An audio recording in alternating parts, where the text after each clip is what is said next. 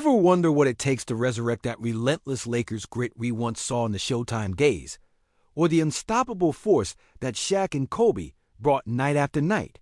Now imagine this, a quiet ripple in the purple and gold waters barely noticed by the casual fan, but pulsating with underground energy. Could this nearly invisible signing actually be the catalyst to fortify our battered paint and give Adi the rim protection he's long deserved?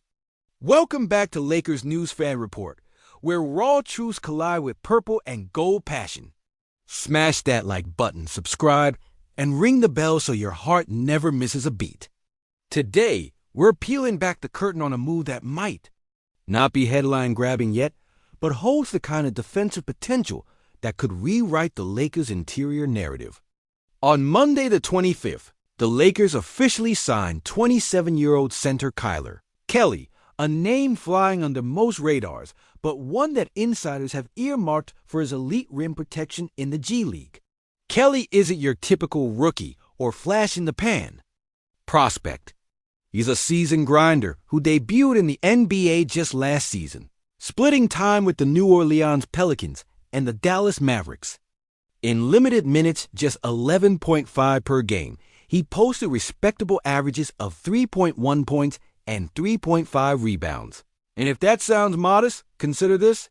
In one game with Dallas, Kelly exploded for a 12-point, 11-rebound double-double, flashing a glimpse of what this guy could bring when given the chance. But here's the twist: Kelly's journey is less about highlight reels and more about steady evolution through the trenches. His G League resume reads like a map of persistence and upward momentum. From South Bay Lakers to affiliates of the Celtics, Raptors, and Spurs, he's logged over 100 games in development, averaging 8.3 points, 5.6 rebounds, and a sturdy 2.0 blocks per contest. In the 2024-25 season, that was Kelly's breakout in South Bay. Right after seeing preseason action with the Lakers, he dialed up 11.5 points on a scorching 68.2% shooting, alongside 7.3 rebounds and a league-leading 2.4 blocks per game. That eye-popping defensive form earned him a coveted spot on the NBA G League All-Defensive Team, cementing his status as a protector of the rim, an intimidator who shows up when it matters most. But here's the detail no one's talking about: that Kelly cut his teeth internationally, competing in Canada, Denmark, and England before his NCAA days at Oregon State, where his defensive tenacity first grabbed attention. This is a player shaped not just by American hoops, but by global experiences that sharpened his resolve and broadened his game IQ. So why does this signing matter for the Lakers' present and future? With DeAndre Ayton freshly on board and recently re-signed Jackson Hayes battling for minutes, the Lakers' frontcourt looks deeper but far from settled. The question remains, where does Kelly fit in when you already have giants like LeBron James, Anthony Davis, and rising pieces like Austin Reeves, Rui Hachimura, and D'Angelo Russell demanding touches? And that's the sticking point. The Lakers desperately need that energetic defender who can patrol the paint without sucking resources away from their star-led offense. Kelly's athleticism and shot-blocking prowess give coach J.J. Redick a fresh, cost-effective option to plug in during those crucial defensive stretches or mop up minutes when the starters rest. Yet, it's still unclear whether he'll carve out a foothold in the starting rotation or shuttle between the NBA floor and G League arenas. But make no mistake, Lakers fans, this signing is a message from the front office of doubling down on defense in an increasingly fierce Western Conference arms race. Remember, we're in an era where every roster move ripples through the chain, from be-out market sharks circling the superstar trades that reshape championship trajectories overnight. Think back to the impact role players in Showtime and Shaq Kobe eras, like Brian Shaw or Robert Horry, who propelled the Lakers beyond talent alone. Kelly could yet be the under-the-radar defensive specialist who tips the scales in close games, the floor spacer who doesn't necessarily bank 20 but swats away enough attempts to swing momentum and energy toward L.A. Imagine the possibilities. A paint presence that allows Adi more freedom to roam, and LeBron to orchestrate when the bench comes alive. Could Kyler Kelly be the missing piece in an evolving Lakers puzzle that's balancing youth, experience, and superstar firepower? And here's a provocative thought. Does his arrival signal a shift in how this franchise plans to protect its legacy amid relentless rivals like the Warriors, Nuggets, and Clippers doubling down on youth and defense? As a lifelong Lakers believer, I can't help but feel we're on the edge of something massive. Something brewing quietly in the shadows before it explodes under the bright lights of the Staples Center. But is this the move that launches a new Lakers era fortifying the rim for yet another title run? Or the gamble that haunts us for years if Kelly can't translate his G League dominance to the NBA stage? Drop your unfiltered takes in the comments. I'll be right there, heart in hand, ready to ride this roller coaster with all of you purple and gold souls. LeBron James and Anthony Davis are locking in for what looks like a grueling playoff push. But what if Ad's nagging health issues aren't a hurdle so much as a ticking time bomb that explodes when it matters most? Hit like, subscribe, notifications on, because this roller coaster is aimed at a cliff, and the next twist could either save or crush the season. On paper, the recent moves look shrewd, but depth gets exposed when April turns pretty basketball into a bar fight. How many playable guys are there when the lights go white hot? How many lineups survive 7 games of scouting? Strip away the noise and the blueprint reads simple. Space, switch, let LeBron orchestrate, feed AD on deep seals, punish with threes. Playoff reality is crueler. If Ad's lower body flares up, rim pressure dips, shooters lose oxygen, long rebounds fuel opponent. Runouts, and every possession grows heavy. Those Avalanche third quarters, they become coin flips. Can the Lakers steal minutes with small ball bursts, LeBron at the 5 in micro stints, without taxing him into empty legs by late May? That single question echoes through every game plan. Has rules nail help, low man tags, stun and recover, peel switch only when necessary, and with a body on a body, but rules crack under fatigue? Can guards fight over screens long enough to keep the bigs out of emergency rotations? Can wings navigate split cuts without overhelping off elite shooters? The West will hunt the weak link, stretch the shell, and turn one late help into a dagger 3. Without a consistent point of attack answer, every game becomes a math test. And math is merciless. When you trade 2s for 3s, creation behind the stars is the next lever. You need a north-south guard who collapses the lane and a secondary hub who can run second-side actions. Stagger usage, spam empty corner ball screens, and short row in the 4-on-3s where passing beats set defenses. Let the chaos agents cook against second units and keep them out of landmines against elite.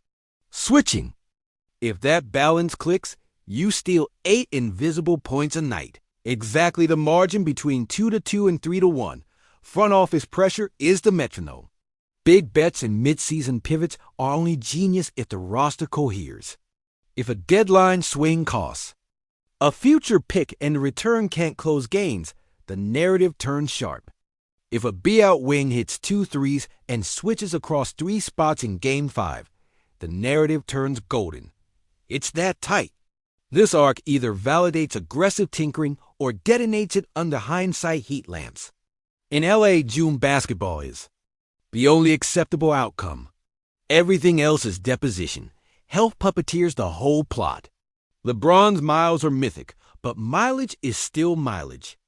AD can be the league's best two-way big when the engine purrs, yet every awkward landing rattles the city. Is the medical cadence tuned? Micro rest in March to cash macro bursts in May? Rest too much and chemistry stagnates. Push too hard and no scheme survives the fallout. It's a narrow bridge over deep water depth is the swing vote. You don't beat the West elite without a bench that can hold serve. That means two-way competence, players who don't bleed at either end, an 11th man trustworthy for 6 emergency minutes, and someone you barely mentioned in January deciding a game in May with 3 boring plays in a row. Back tap offensive. Board, baseline, drift 3. Vertical wall at the rim. Champions aren't just star heavy. They're leak-proof. Coaching chess matters. Blend stubborn identity with timely wrinkles. Surprise zone after a timeout. A pre-switch on split action. A late clock trap to steal a possession. Top lock the hot shooter. Scram switch the post mismatch before it roots. Ghost screens the mess. With weak side tags. Pre-planned endgame packages. Which 5 on the last defensive stand. Which 5 on the last shot. And how fast you toggle when the whistle changes the math. Margins are a piano wire. You don't climb them on improv alone. Psychology is the quiet tiebreaker.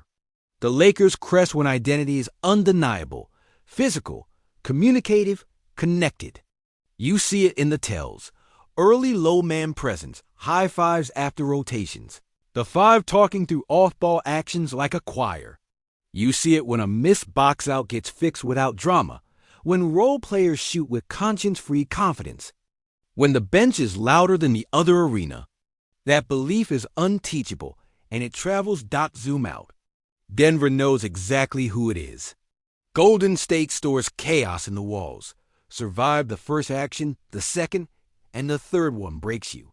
OKC is young and fearless. Minnesota is limbs and walls. The Clippers are matchup puzzles. There are no quiet corners. Every bracket path is a gauntlet. That's why details, defensive rebounding, take foul discipline, late clock organization, become series-deciders. If it all clicks, the story writes itself. LeBron conducts. AD devours. Role players own their jobs. The defense travels. And the offense hums at 0.5 pace. Catch, decide, move.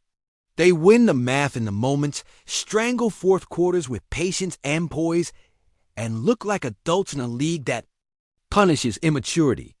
If it doesn't, the autopsy is merciless. Spacing that never settled. A scheme that asked for miracles. Minutes stacked on the wrong legs. Gambles that age badly. So where are we right now? On a knife edge, familiar and terrifying. The stars can drag the season into sunlight.